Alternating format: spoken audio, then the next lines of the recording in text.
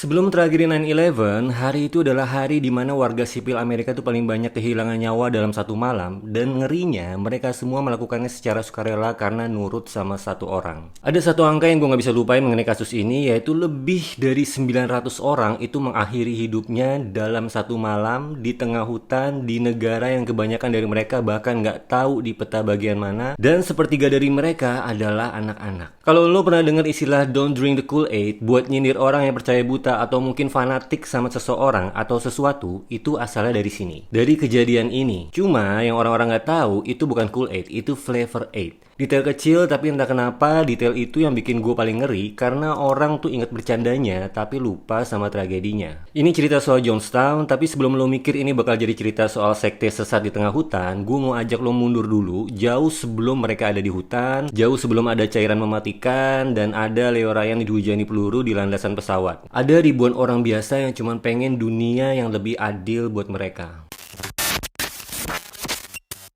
Gue pengen mulai dari sini dulu sebelum ke Jim Jones. Karena kalau lo cuma denger 900 orang mengakhiri hidup secara kolektif karena diperintah pemimpin sekte, itu ngilangin sesuatu yang penting. Siapa mereka sebenarnya? Jadi sekitar 70-80% anggota People's Temple itu orang kulit hitam Afrika Amerika, dan sisanya orang kulit putih dan kelompok minoritas lainnya. Banyak dari mereka datang dari lingkungan yang dari kecil udah dikasih tahu bahwa dunia ini nggak dibuat agar hidup mereka nyaman. Ada juga yang datang karena trauma keluarga, karena kesepian, karena baru aja kehilangan seseorang, dan ada juga yang ex-pemakai yang lagi berjuang untuk pulih, ada guru, ada perawat, ada aktivis, single parent yang udah capek kerja sendirian. Tapi mereka itu semua punya satu kesamaan, yaitu mereka pengen percaya ada tempat yang bener-bener bisa nerima mereka. Dan itu yang bikin gue mikir ulang tiap kali orang bilang, ih kok bisa sih mau-maunya ikut sekte kayak gitu? Karena jawabannya bukan soal mereka bodoh, jawabannya soal ada orang yang tahu persis apa yang mereka butuhkan dan menawarkan itu semua sebelum pada akhirnya ngambil semuanya dari mereka. Dan orangnya bernama Jim Jones.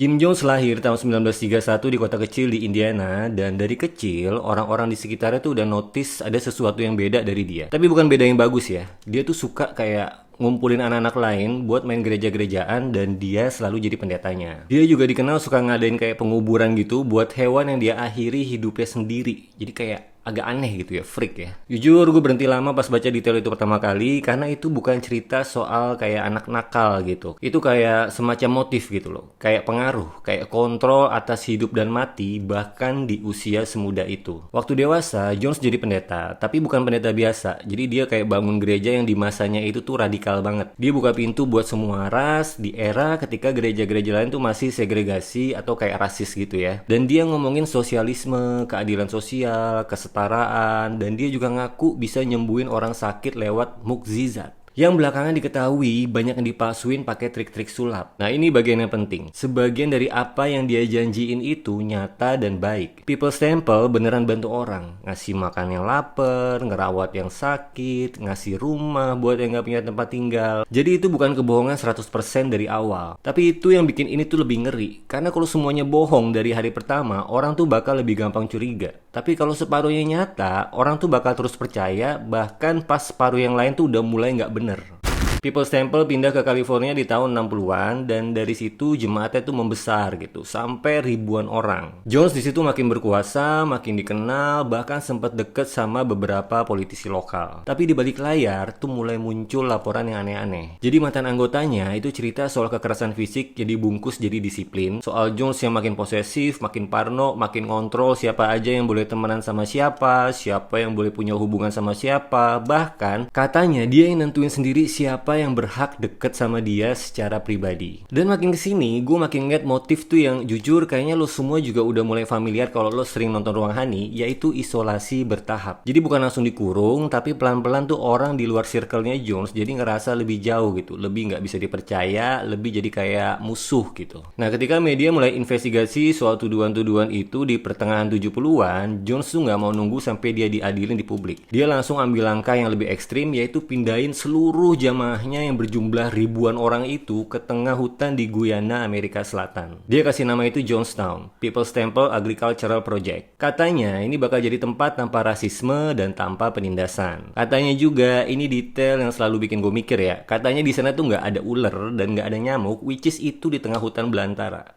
Begitu sampai di Guyana, banyak dari mereka tuh baru sadar bahwa ini tuh bukan yang dijanjiin sama Jones. Jadi paspor mereka disita buat diamankan katanya, terus surat menyurat diperiksa dulu sebelum dikirim atau diterima, lalu kerja paksa di ladang, jam kerja yang panjang, dan loudspeaker suara Jones yang nyaris nggak pernah berhenti bunyi, siang, malam, ceramah, ancaman, propaganda soal musuh dari luar yang katanya lagi ngincer mereka. Oke, gue mau berhenti sebentar di sini karena ini bagian yang paling sering disalahpahami orang. Jadi orang mikir, ya kalau udah kayak gitu kenapa nggak kabur aja? Tapi coba bayangin, lo di tengah hutan, ratusan kilometer dari kota terdekat, dan nggak ada paspor, nggak ada uang, terus dikelilingin orang-orang bersenjata yang setia sama Jones. Lo mau kabur kemana gitu? Dan Jones nambah satu lapis pengamanan yang jujur ini yang paling bikin gue merinding waktu riset, yaitu latihan yang dia sebut sebagai White Night. Jadi dia bakal bangunin semua orang di tengah malam dan bilang kalau musuh tuh udah ada di gerbang dan nyuruh semuanya tuh minum cairan yang katanya mematikan sebagai tes kesetiaan. Terus orang-orang itu tuh langsung minum tanpa ragu, tanpa mikirin konsekuensinya, ya nurut aja gitu. Dan latihan itu berkali-kali dilakukan sampai akhirnya di suatu malam itu bukan merupakan latihan lagi.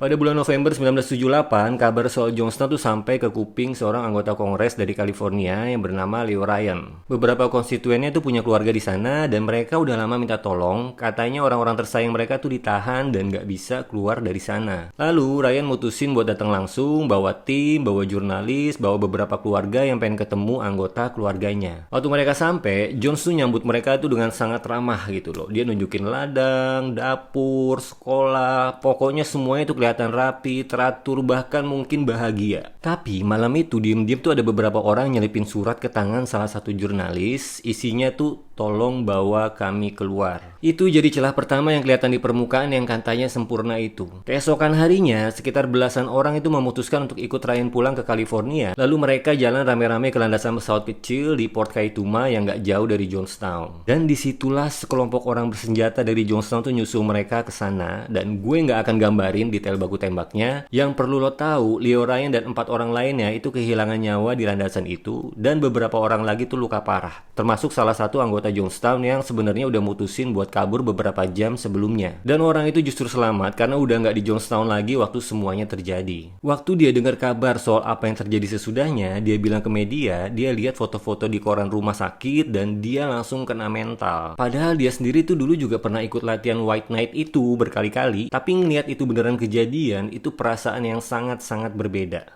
Begitu Jones tahu berita baku tembak di landasan udah sampai ke dunia luar dan tahu ini nggak akan bisa ditutup-tutupin lagi, lalu dia langsung kumpulin semua orang di aula utama. Dan ada rekaman audio dari malam itu, lo bisa dengar suaranya dan mungkin lo bisa search di internet untuk suaranya. Itu tenang, meyakinkan, seolah dia tuh lagi nenangin orang, padahal dia lagi ngarahin mereka menuju dunia lain. Dia sebut ini revolutionary mengakhiri hidup. Dia bilang dunia luar tuh nggak akan biarkan mereka hidup damai dan ini caranya buat pergi dengan bermartabat. Dan yang paling berat buat gue denger dan gue nggak akan detailin secara gamblang adalah gimana anak-anak yang paling duluan diberikan minuman itu bukan karena mereka milih, karena mereka nggak punya pilihan buat milih apapun sejak awal. Ratusan orang kehilangan nyawa pada malam itu, ada yang nolak, ada yang lari, tapi di sekeliling aula itu banyak penjaga bersenjata. Dan jumlah pastinya siapa yang benar-benar milih dan siapa yang dipaksa sampai sekarang masih diperdebatkan oleh sejarawan dan orang yang berhasil selamat dari kejadian itu. Yang jelas ini bukan soal mengakhiri hidup secara kolektif yang sesederhana katanya. Jujur, tiap gue baca ulang bagian ini, gue selalu nyangkut di satu hal, yaitu gimana caranya satu orang bisa punya pengaruh sebesar itu sampai ratusan orang dewasa, orang-orang yang tadinya perawat, guru, aktivis, akhirnya berdiri antre buat ngelakuin hal itu. Apa itu sugesti massal atau mungkin karisma? Jim Jones sendiri ditemukan tidak bernyawa karena luka tembak di bagian kepala dan sampai sekarang masih diperdebatkan apakah dia melukai diri sendiri atau dieliminasi oleh salah satu orang kepercayaannya.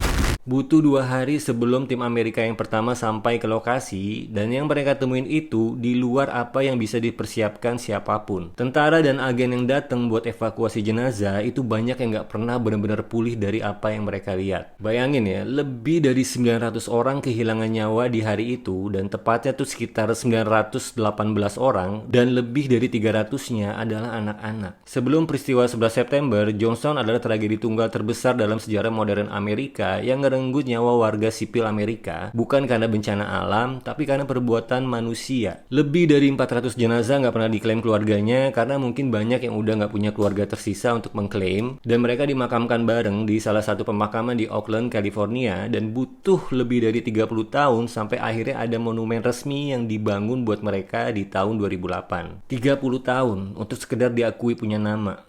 Putra Jim Jones sendiri yang bernama Stephen yang selamat karena kebetulan lagi nggak di Jonestown waktu itu terjadi, di sisa umurnya dia nyoba jelasin ke dunia. Bukan buat belain bapaknya, tapi lebih buat ngebantu orang paham gimana hal ini bisa terjadi. Katanya orang-orang di Jonestown itu bukan orang yang bodoh atau lemah. Mereka orang yang percaya sama sesuatu yang mereka pikir baik sampai kepercayaan itu dipakai buat ngancurin mereka sendiri. Dan dia sempat ditahan sementara pasca kejadian itu untuk diinterogasi sebelum akhirnya diizinkan kembali ke Amerika. Itu yang bikin gue susah nutur cerita ini dengan rapi, karena ini bukan cerita soal orang jahat vs orang bodoh. Ini cerita soal seberapa jauh tuh manusia bisa dipengaruhin kalau ada yang tahu persis apa yang mereka butuhin dan cukup sabar buat ngambil itu pelan-pelan sampai mereka nggak sadar udah nggak punya jalan keluar. Gue nggak tahu apa yang bakal lo pikirin abis nonton ini, tapi kalau ada satu hal yang gue harap nempel, itu pertanyaan ini. Kalau ada seseorang yang nawarin lo semua yang lo butuhin, kayak perasaan diterima, dilihat, atau dianggap penting, seberapa besar lo rela berkorban untuk itu tanpa sadar kalau lo itu udah kelewatan. Oke, kalau lo ngerasa video kayak gini worth it buat terus gue bikin, lo bisa traktir gue kopi di Saweria, linknya ada di bio, dan ini nggak harus ya. Tapi kalau lo mau, itu bener-bener bisa bantu channel ini terus berkembang ke depannya. Gue Hani, ini Ruang Hani, makasih udah nemenin gue untuk ngebahas ini bareng-bareng.